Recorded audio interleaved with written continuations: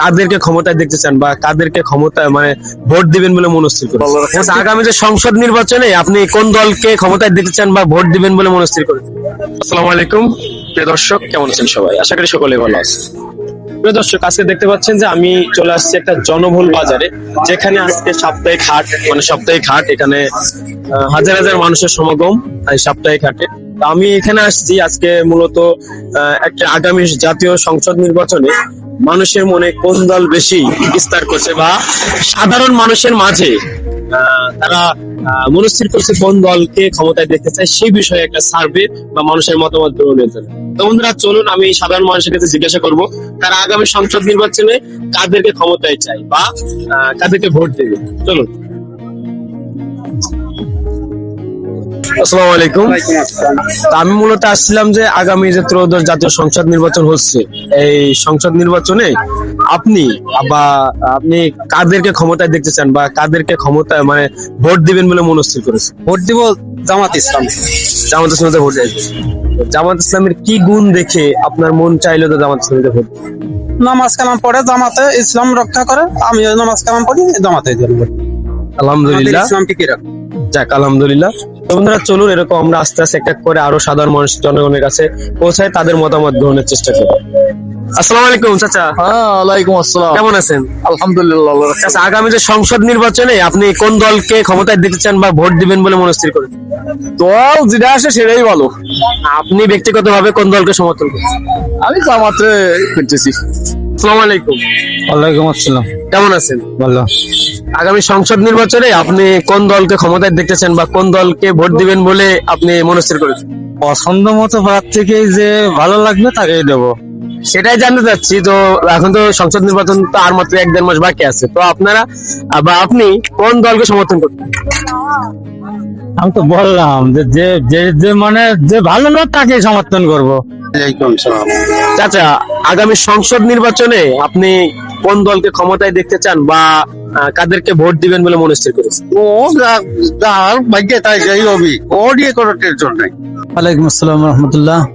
আচ্ছা, আগামী সংসদ নির্বাচন যে ত্রয়োদশ জাতীয় সংসদ নির্বাচন অনুষ্ঠিত হতে যাচ্ছে আগামী 12ই ফেব্রুয়ারি, তো এই সংসদ নির্বাচনে আপনি কোন দলকে ক্ষমতায় দেখতে চান বলে আশাবাদী?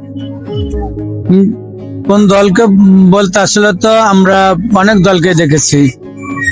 স্বাধীনতার পর থেকে যত দল আসছে প্রত্যেকেই বলছে আমরা জনগণের অধিকার নিশ্চিত করব, কিন্তু আজ পর্যন্ত যত দল ক্ষমতায় আসছে তারা নিজেদের আখের যোগাইছে। কেউ প্রকৃতপক্ষে জনগণের অধিকার অথবা দেশকে ভালোবেসে দেশকে সুন্দর প্রতিষ্ঠিত করার চিন্তা ভাবনা কেউ করছে বলে প্রমাণ পাইনি।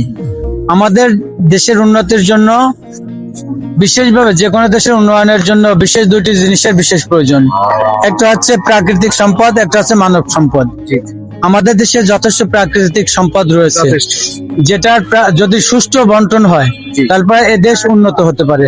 এবং আমাদের দেশে অনেক জনশক্তি রয়েছে, জনবসতি রয়েছে।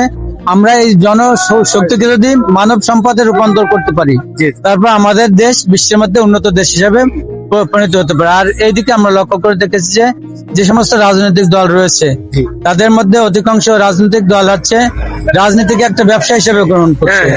অপরদিকে আমরা দেখেছি যে দেশে ইসলামিক ভাবাপন্ন যে দলগুলি রয়েছে, বিশেষ করে জামাত ইসলামী বাংলাদেশ, তারা শুরুর থেকেই সৎ এবং যোগ্য লোক তৈরি করার জন্য চেষ্টা করছে এবং তারা সৎ যোগ্য লোক তৈরি করছে তার প্রমাণও এদেশের সংসদে আমরা পেয়েছি।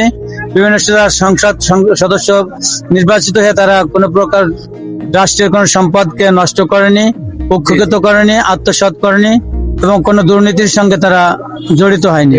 তাই এই ধরনের সৎ যোগ্য ব্যক্তিত্বের যদি নির্বাচিত করতে পারে জনগণ, তাহলে জনগণের ভাগ্যের পরিবর্তন হবে, দেশের পরিবর্তন হবে এবং এই বাংলাদেশ একটি স্বনির্ভর উন্নত দেশ হিসেবে পরিণত হবে বলে আশাবাদী। সেটা হচ্ছে জামাত ইসলামী বাংলাদেশের নেতৃত্বে যেটা চলছে, এটাই আমার দৃষ্টিতে আমার যে বুঝ আছে এই বুঝের ভিত্তিতে বলছি যে এই দলটাই খুব সুন্দরভাবে কাজ করে যাচ্ছে, যারা নিজেদের পকেটের অর্থ ব্যয় করে সর্বসাধারণের মাধ্যমে মাঝে সব সময়ের জন্য দাওয়াতি কাজ করে যাচ্ছে অক্লান্ত পরিশ্রমের মাধ্যমে। এবং এটা নজিরও রেখেছে, তারা জীবন দিতে রাজি কিন্তু অন্যায়কে সমর্থন করতে রাজি না। অন্যায়ের ন্যায় প্রতিষ্ঠার জন্য তারা সদা সর্বদা ন্যায়ের পথে প্রতিষ্ঠিত।